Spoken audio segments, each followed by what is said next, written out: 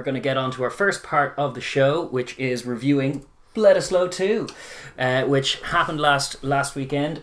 Obviously a fantastic game in Eden Park. It ended up being the All Blacks 27 versus the Wallabies 7, which is kind of a bit of an arm's length distance in terms of the scoreline. The second half, certainly the first half of the second half, just kind of the All Blacks looking every inch themselves in Eden Park, in their spiritual home, putting the Wallabies to the sword.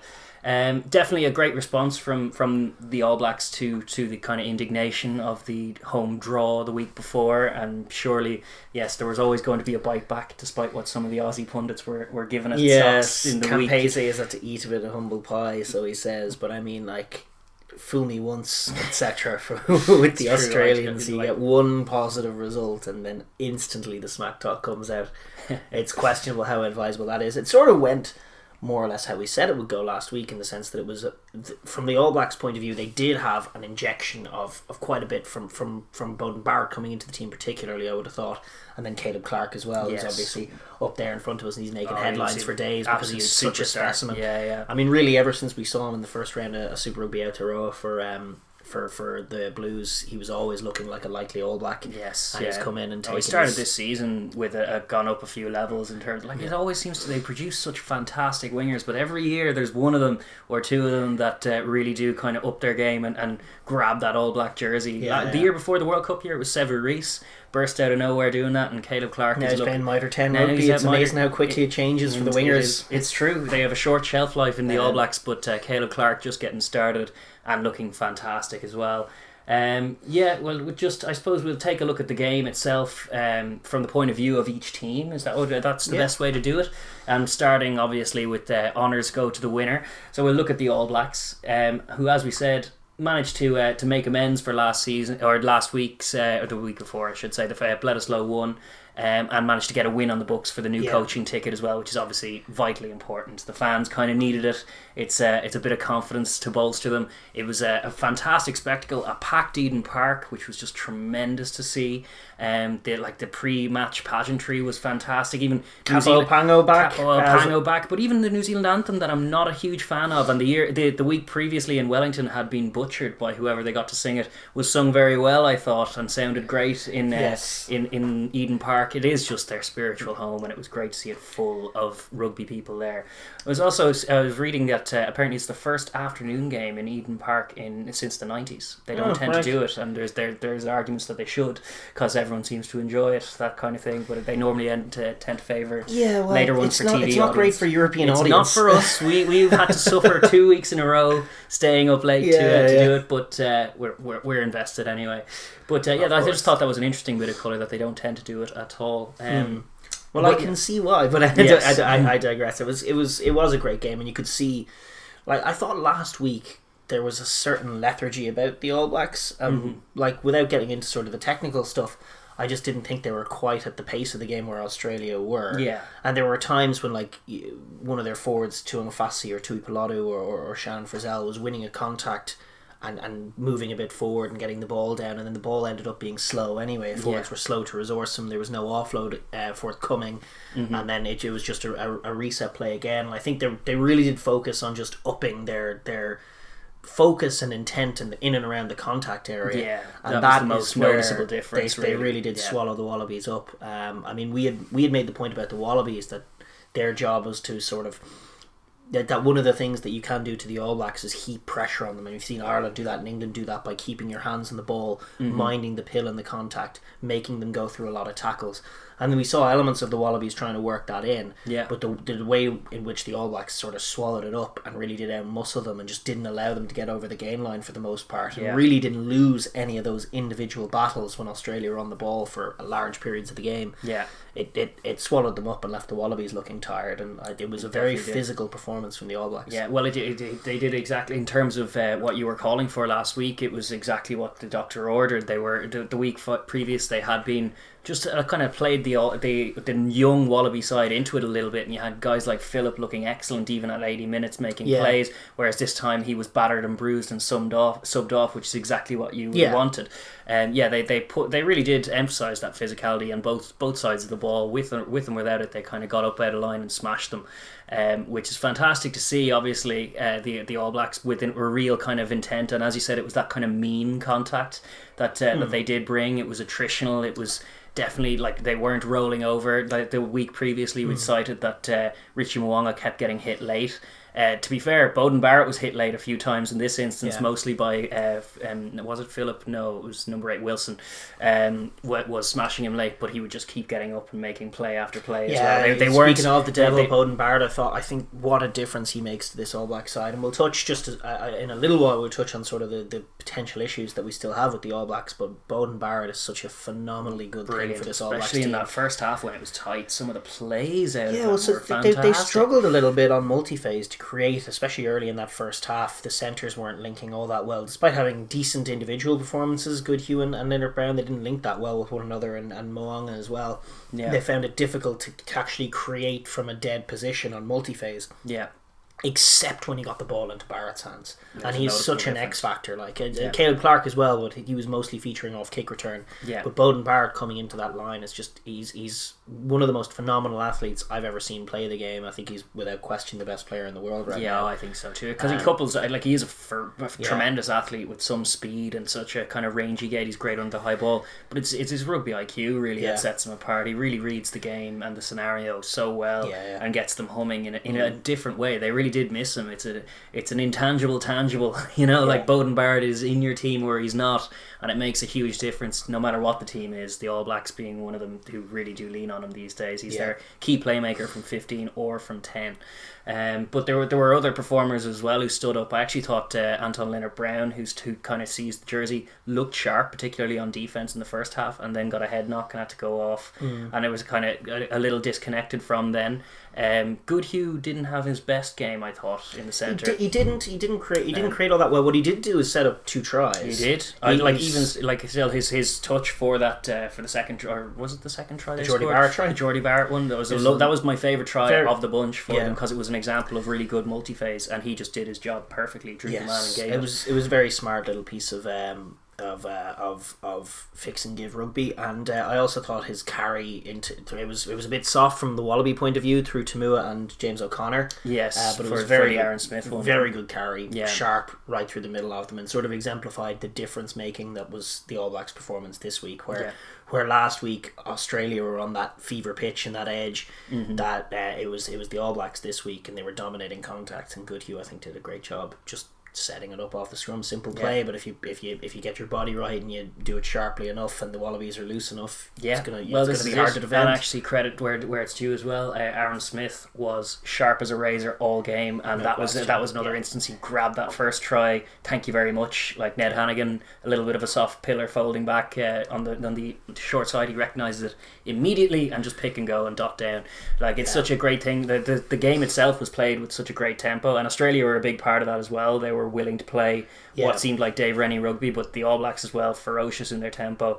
And it was good to see, like, after that bust up with of Goodhue and that carry, like, they're a lesser team, and certainly in a lot of Northern Hemisphere teams would be slowing that up all of a sudden because you're a metre out, getting a pod of 3 forwards in to try and rumble into 3 other forwards and slow it all up. No, there wasn't any of that. Like, it was an instant contact win, and it should have been an instant try, and it was really well taken for the lead there. And it was very tough for the Wallabies to come back from a start like that, for away from home in Eden Park, everything kind of against you, and then it's just a dot down try, and suddenly you're chasing the game. And that, like, they remained disciplined for large periods of it. They didn't kick as much ball as the first thing. Certainly in the first half, they didn't kick as much ball as they had been the week previously, which was a good learning. I thought they were trying to go through those phases, but as you say, it was just the physicality of the All Blacks who really kind of monstered them. Even like when they were trying to do that and trying to build the pressure, they couldn't really couldn't dominate enough collisions to get the scores on the board, and then it ended up that they looked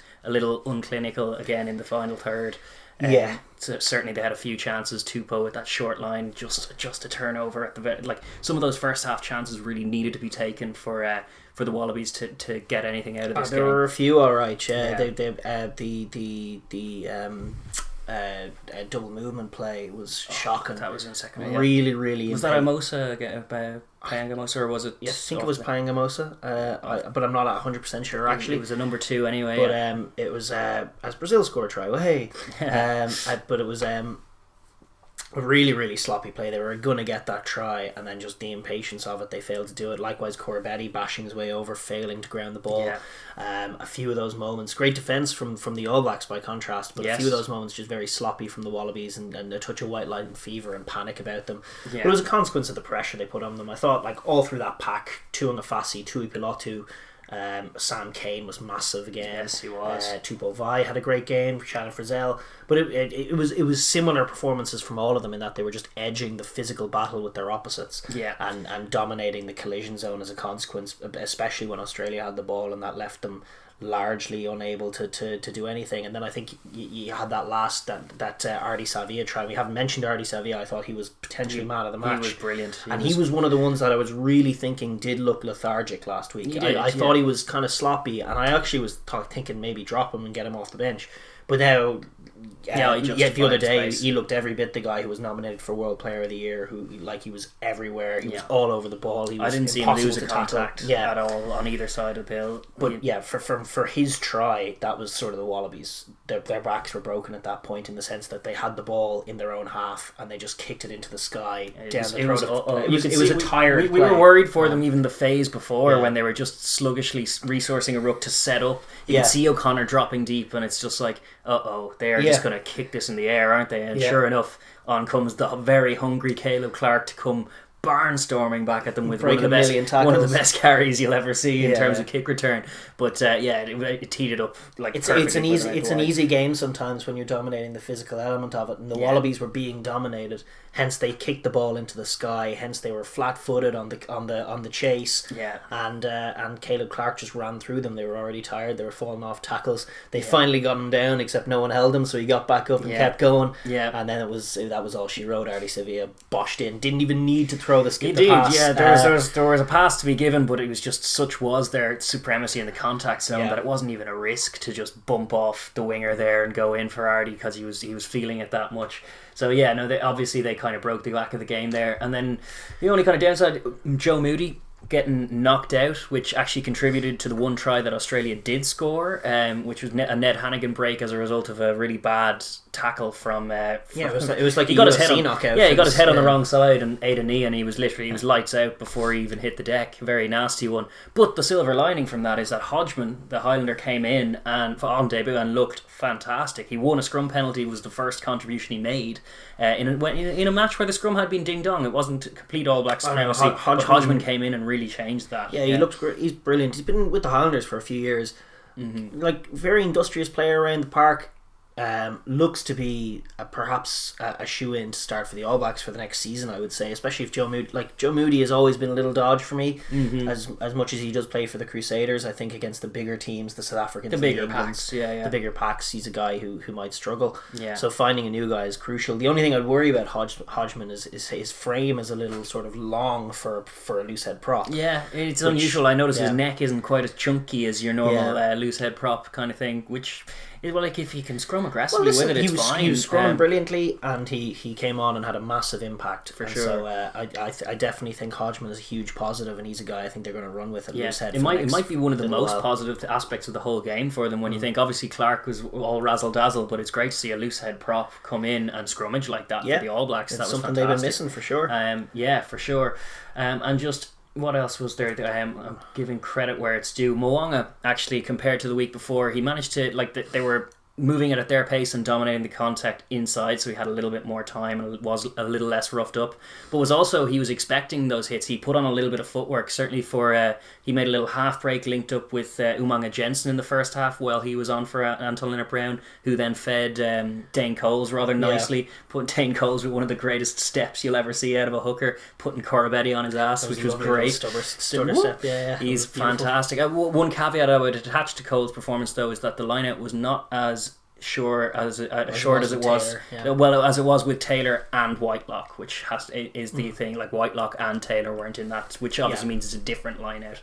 And in the first half it was a little stuff. They got a couple of them wrong, but then they kind of dialed it in, and for sure Vi really stepped up and made a good impact as well. They were just much bigger and stronger than the Wallaby counterparts, and you were starting to see the lightness of the Loto-Phillip combination in the row. Certainly they were struggling by the end. I know Loto played the full 80, and because Phillip was bruised up. He played okay. Like from a Wallabies point of view, there isn't too much panic in that sense. No. I think they for large parts they tried to give as good as they got, but they couldn't quite get the platform. Like the game was never about Nick White in the way that it was last week. It was more Aaron Smith. To be honest, and so those that sort of forward pack area is a concern for them. Obviously, having to lose Pete Samu was not ideal. That wasn't ideal. Although Ned Hannigan stepped in and played a fine game, I thought. He did, good and bad though. He had some good touches, good bad. I'm not convinced by Ned Hannigan, or I'm nearly convinced that he's not really the test answer. I think Pete Samu was missed for sure, because I think on balance they were just a little lighter for not having him, and certainly with Tupou had a great first half again, combative again, very physical at the line. Taking him off at half time was probably a pre-planned move, because they saw him diminish a little in the first test in the second half. But I think it was proven to not really be the right thing, because Alatoa kind of struggled to make an impact. Hodgman gave Alatoa a right go at the scrum as well, and then you just felt the loss of Tupou all over the pitch. Because he was their only forward really getting go forward a lot of the time. Now that said, you can't have him on the field for 80 minutes. No, he's a tight end prop. It doesn't work, and he also he's a massive man who plays with almost reckless dynamism. He doesn't mind his cardio at all out there, which is fine. You want him to dump it and use it all in a winning performance is obviously what you want from him. But it was unfortunate that he wasn't there, and then they kind of struggled even more from there. The other big news was Tamua injured as well, which out for the rest of the year. Out for the rest of the year, which is ouch, because he was pivotal for them in that 12 role seemingly. And certainly the decision to bring on Pataya in his stead, although Pataya looked great at times with ball in hand, really is he's someone I would get in. But the point you were making is that Paisami and Pataya are both kind of 13s, and it left them a little disjointed and a lot more vulnerable. Like the All Blacks didn't really score with Tamua on the pitch, and then they started to heftily score past half time with Tamua gone. And you were making the point that Reece Hodge came on. They finished the game with a 3-quarter line of O'Connor, Hodge and Pataya, and it looked good. That could be their best option. And Irai Simoni is the other one who's a 12, who's an out and out 12, who's also in the squad, who hasn't got a go yet, and I think he will get a go in the Tri Nations as it now is. Yes. But in terms of learnings bringing forward from a Wallabies point of view, there were just little areas here and there. They failed to really stop the All Blacks machine from trundling. They didn't get in over the ball. They didn't get those chop tackles behind the gain line. They didn't quite play with the intensity that they needed, and they struggled at times. And then the other area is just clinicality. They didn't take their scores. That they could have made a tighter game of it, to be honest. Even with a 20-point defeat looks huge, but when you consider some of the double movement instance and then the Corabetti try that wasn't. There were chances even in that 20-point defeat for the Wallabies to be in that game. 100%. They weren't quite. I think it was something we said last week in our preview. Was just that the factor of being right at that sort of fever pitch, right, mentally and physically dialed in, acknowledging that this is a big performance. It's a very, very difficult place to be at 2 weeks running. And really, last week the All Blacks weren't at it and the Wallabies were. And this week the Wallabies weren't at it and the All Blacks were, and that's sort of the thing. The All Blacks do have advantages over the Wallabies in the sense that their guys are like Super Rugby Aotearoa was played at a ferocious pace with more physicality even than Super Rugby AU, its counterpart. And so that's just a factor. That's that they're always going to struggle with that. Well, it's always going to be a step up playing. It's always going to be a step up playing the All Blacks. The All Blacks in Eden Park is the step up. It's possibly the toughest fixture in World Rugby. But they're going back to Australia, and they're going to be playing an All Black side, which, while ferociously physical at times, and like the real bugbear for the Wallabies is that they never ever got them to suck in. Like if you took a wide shot of the line, the All Blacks line was across the pitch for the whole game. They never ever because they weren't taking a backward step. They were winning these contacts, and so they have to kind of make those adjustments, carry it a little sharper, put a bit more footwork on it, but also do what you've seen French teams do to catch the All Blacks, and you've seen Australia do in the past, and you saw a little bit of it in the first Bledisloe test when they were sort of looping around with blindside wings, but flooding wee channels full of players, getting guys over the gain line, like having Taniela Tupou link up with players. That's the next step. It is in terms of developing that offense. And then obviously executing, you have to be at that level if you're going to beat the All Blacks. and it's a tough task for them because they play them so bloody often. It's true, but there are definitely huge positives for Australia to take from it. One thing it's just as a unit, they seem to have bought into the Dave Rennie system. They look like a Dave Rennie side. We've been used to watching Glasgow and the Chiefs before that. They play with a lovely tempo, a lovely flair. They really did get some purchase. They caused some questions. It was just, again, as we said, the last third, the little bit of nous and that little bit of just, it comes with experience, but just that controlling element, not quite there yet, but it's getting there. They certainly look a tidy team. It didn't help that key men like Corabetti had a shocker, obviously, a lot of drop balls. Banks as well, who looks rock solid, but he was kind of off the pace of the game, and it was his forward pass that was the very last play of the game as well. It was just Banks is an interesting one where he's very much not a distributor, and I think that Australia are still searching for that second distributor because Tamua hasn't been it. Like even Reece Hodge in there, I wonder if he's it. It might come down. It might come down. I was going to say, it might come down to being Pataya. If Pataya can start in at 13, he was definitely trying things. Not all of them came off, but there's a couple of times now. Last week it was Tamua, and this week it was Banks who found themselves in that second distributor role and couldn't execute the pass. And Banks, to be fair to him, it's not his game. He's a kicking fullback. He's a containing fullback. And he's a fullback who'll win contact. Like he'll carry to the line and win the contact and set it up, and he does that job pretty creditably. Even in that defeat, he did it well, and actually encouraging signs from Dangunu on the other wing, who fielded an excellent high ball at one point, which is just great to see as well. Because for a young man, that's kind of the area with a razzle dazzle winger who's all flash going forward. You do sometimes worry about those kinds of factors of the international game. It's great to see him get really high, win the ball confidently.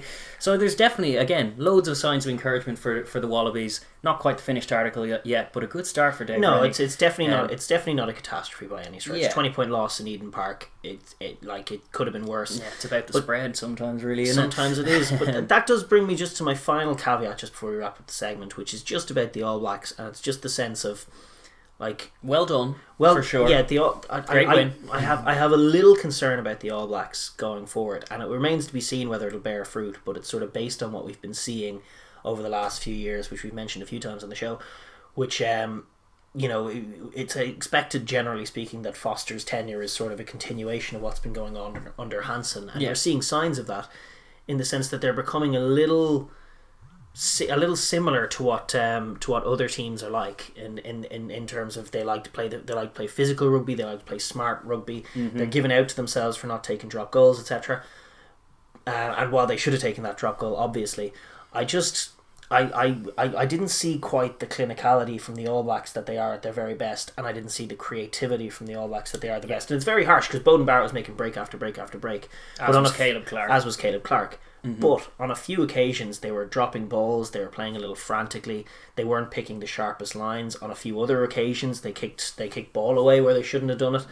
And I just think they leaned heavily into winning the physical battle, which makes sense against Australia, and it might make sense against Argentina. But the only concern that you get there is actually that 3/4 line all playing quite well individually isn't actually linking that well, which is Moonga, Goodhue and Leonard Brown. It's not actually creating, if you look at it right now. There's guys trying to win contacts, but they aren't actually opening defences up and putting their class players in space. Most of what the All Blacks are doing that's good in terms of their running game is coming off chaos plays.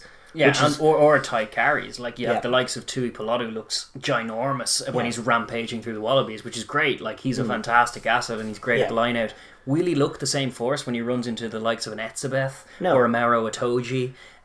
Well, probably not is the answer. And the power game is very much the dominion of this. Well, the Springboks are top of it, but England as well will play with that. France will bring a big pack most of the time. Ireland will do so.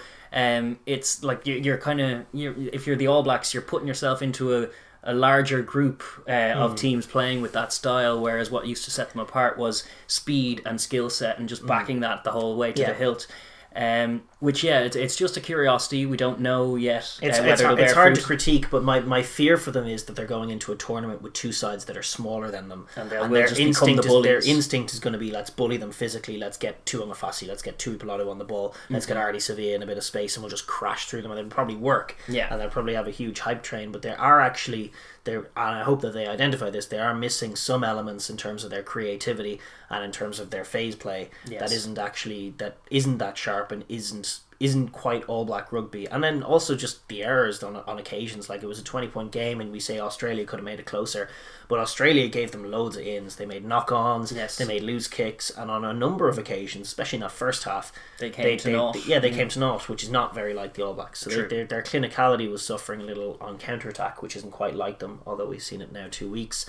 And they're lacking a little bit of creativity. And my only concern is what happens when they get matched up front. Can they open up a team, or does it take a similar shape to how it took last year against England? We don't know yet. But no, with that said, that little caveat, we will just still say 20-point win. Well done, the All Blacks. It was a great spectacle in Eden Park. Fair play and commiserations to the Wallabies, but we look forward to seeing that run back on Australian soil. Roll on the Tri-Nations. That was a lot of fun. Good 2-match series of Bledisloe. Some great rugby to get in. And fantastic standard all around. Really great betting back in for Test rugby. Yeah, 100%. So